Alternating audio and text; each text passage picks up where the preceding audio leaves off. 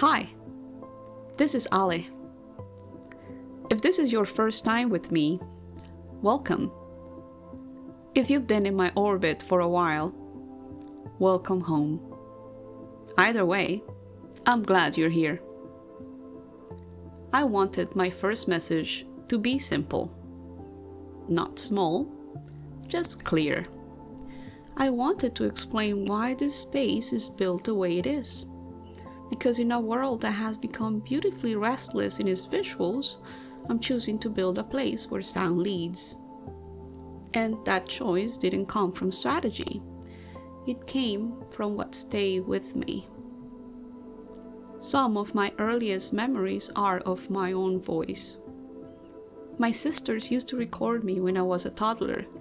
Little cassette tapes, a recorder held up like a quiet witness.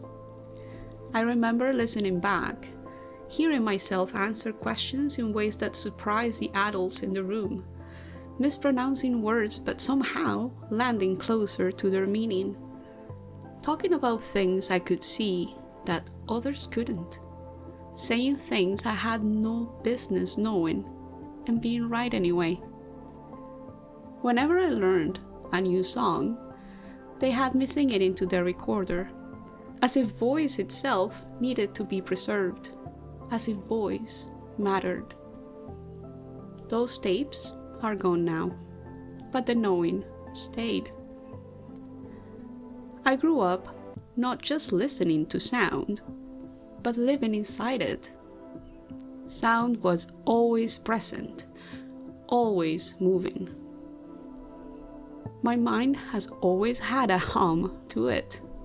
A rhythm underneath thought, a sense that meaning arrives not only through words, but through tone, pacing, breath. I was the baby who fell asleep to heavy metal because my brother was sometimes in charge and thought it made sense.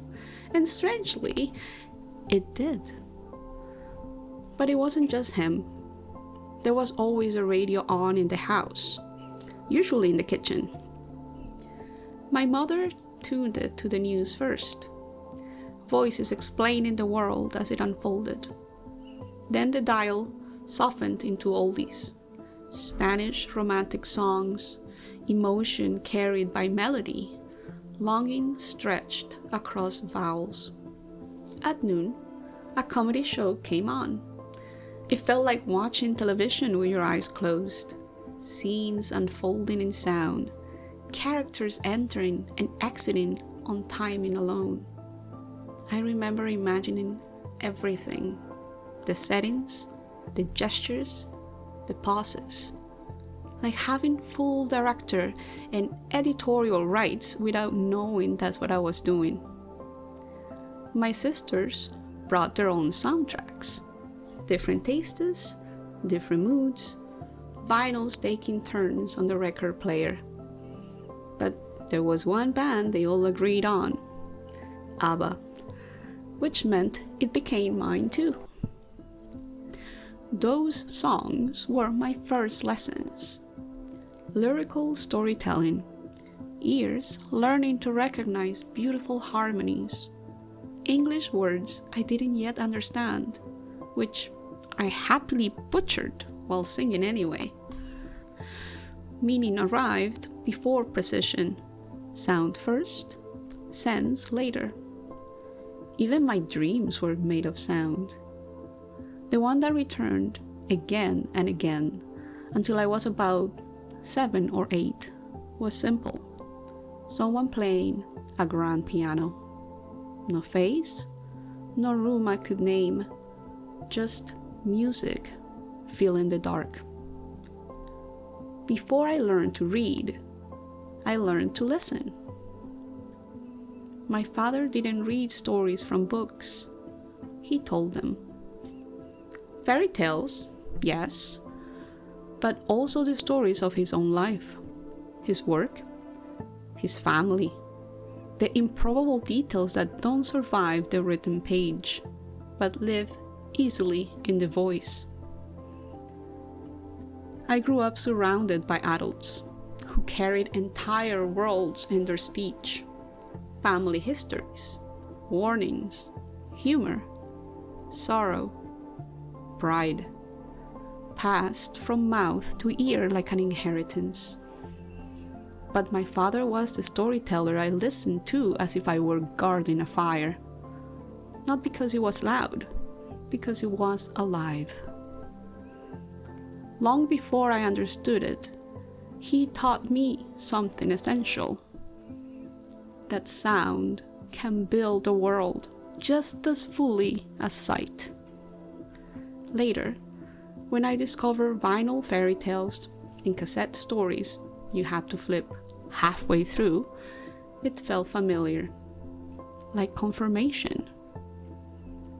Voice alone could open a door in the dark and trust the listener to find their way. As I grew older, my voice kept finding rooms. In university, I joined a radio club.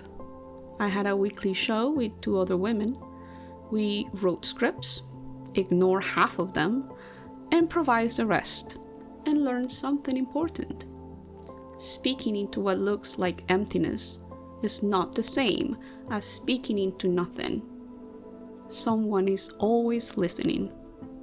But it took me time to understand the full weight of a voice.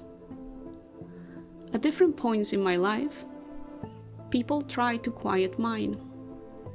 Not always aggressively, sometimes gently, sometimes by interruption, sometimes by deciding who I was before I finished the sentence.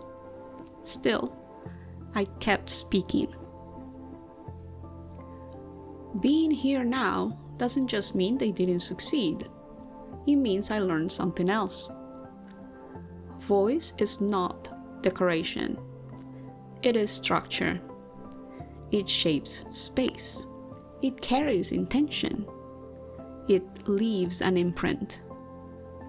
A well-tuned voice can do what a sculpture does with stone. It removes what doesn't belong until form appears. Not through force, through attention. That's what this channel is. A place where voice is not an accessory, but the main character. A space built for people who understand that sound is not secondary to meaning, that rhythm carries truth, that tone can hold memory, that silence is part of the composition. This is not a channel for constant stimulation. It's a room with the lights lowered, a frequency you can sit inside. You may see me on occasion. Sometimes I'll share images of moments from the world.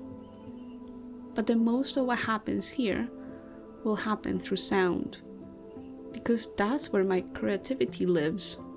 That's where my body responds. That's where resonance turns into understanding. So if you love sound the way I do, if you believe voice can shape inner landscapes, if you know that listening is an act of intelligence, not passivity, you're in the right place. Welcome to Rhythm, Realm, and Rec, where frequency becomes form, and where we build carefully, one voice, one transmission at a time.